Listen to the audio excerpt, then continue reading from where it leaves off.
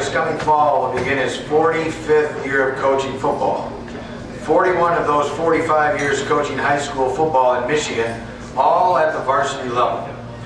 Beginning in 1970 at Fruitport High School, Coach Holden has also coached at different schools all in the West Michigan area. He was the defensive coordinator for Montague High School when they won the state championship in 2008. As a side note, I began my coaching career in 1972 at Fruitport High School. Coach Holden knows football. Coach Holden's biggest thrill in coaching.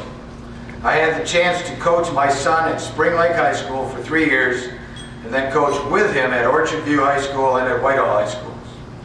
And he told me last night, and this coming fall, he'll be coaching with him at Nuevo High School. Ladies and gentlemen, the newest member of the Hall of Fame, Coach Tom Holden.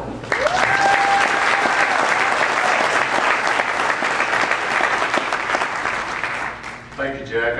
I'm not going to forget my family right now. I saw my wife. My sister, Jackie Randolph, and my cousin, Gail Lewis from St. Louis. Could you please stand up? My sister, Cindy Barnett, and her son, Jack, from Minneapolis. All of these folks came up here. I really appreciate that. Pronounce your name right. My brother's Colin Holden from St. Louis, Matt Holden from Alton, Jeff Holden and his wife Sue from Muskegon. I might say Jeff was the last two-way player at Illinois State, and we had the pleasure of coaching against him when I was at Central Michigan University. Actually, it wasn't a pleasure. He was the first trash talker I'd ever seen in 1967. Dan Kiska and his daughter Penelope are my son's fiance from Jackson, Michigan.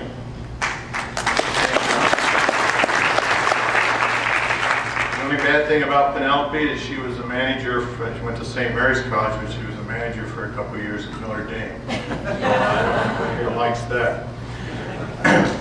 My mom, Jean from St. Louis, she's 2 months from 90 years young. And she was a football she deserves a big hand for 8 kids in the family, and she was a football cheerleader when she was in high school. My wife Barbara, who I've been married to for 45 years and known for 48, she knows absolutely nothing about football, but she knows everything about football. So she understands that.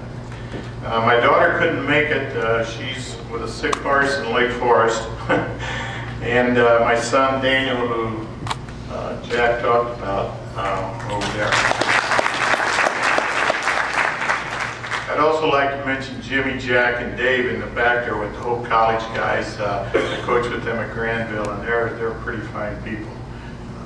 You guys go ahead and stand up.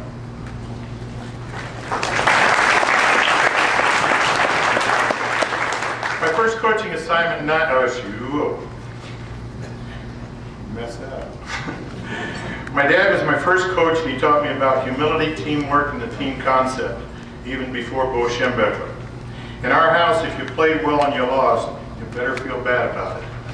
Winning was paramount, and individual accomplishments to him were very secondary.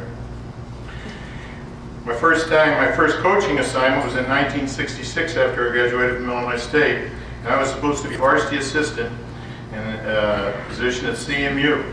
Instead, I learned after arriving at Mount Pleasant, after my one-day honeymoon in Alton with my wife, that I had to monitor the incoming varsity players for 2 weeks. That didn't go over very good. And that I was going to be now a freshman assistant. Obviously, my wife and I weren't very happy about that. At our first meeting, I was really upset, and I went in and I had to meet with the head freshman coach. We sat down and talked, and after that meeting, he taught me more about offensive philosophy and defensive philosophy that I could use the rest of my life. He was by far the most impressive coach I ever met. Coach Kramer then became the head coach at CMU, the athletic director at Vanderbilt University, and the commissioner of the Southeastern Conference. He was the lead person in developing the BCS championship series in college football, and an absolutely excellent person. The other coaches I worked with were Mike Thompson, Mark Hebb, and Terry Westcott. Mike worked as a defensive coordinator during my first 10 years. Mark worked as a defensive coordinator after stints at Grand Valley and Eastern Michigan with Jim Hartman.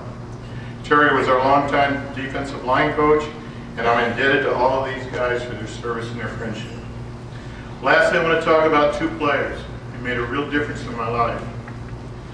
I was an inexperienced head coach at 22 years old. In Illinois, Dan Bowman was a quarterback for 2 years. Dan later became an Illinois Hall of Fame coach and president of the Illinois High School Association, or High School Football Coaches Association.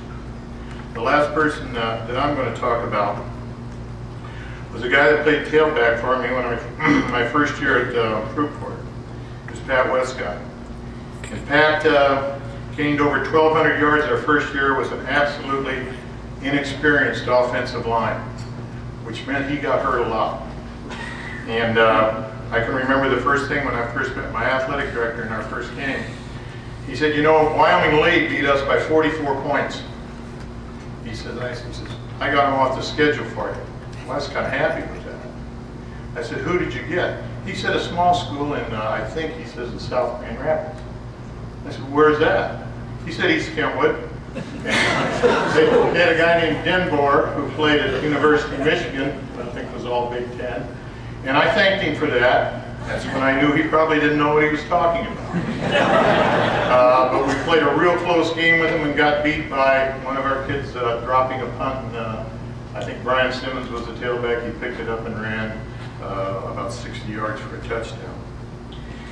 On behalf, Pat later became All-State that year.